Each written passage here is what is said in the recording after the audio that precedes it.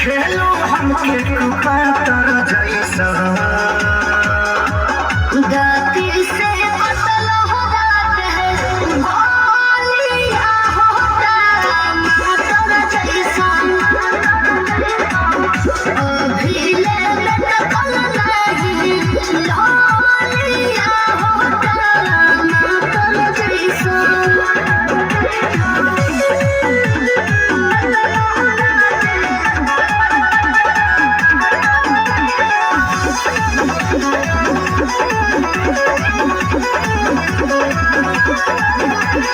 सटते दिमागा हो किरेक हो रात के अन्हरिया में सिटेक हो गए राजा हो कहाँ से आई सुन रहना सीखला राजा हो देहिया के के गाना सीखला अब न लहोगे सट जाती आज खाए दोहे सजा तर जैसा गति से कतल हो जाते हैं गोलियां होता मातर जैसा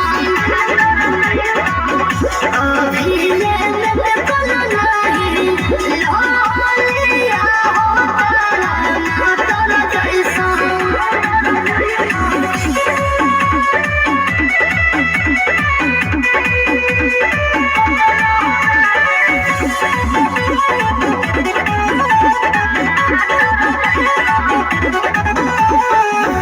मान जाना आगे से अब भाई होई हो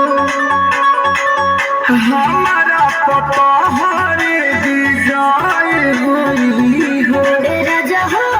मरदा के जतिया के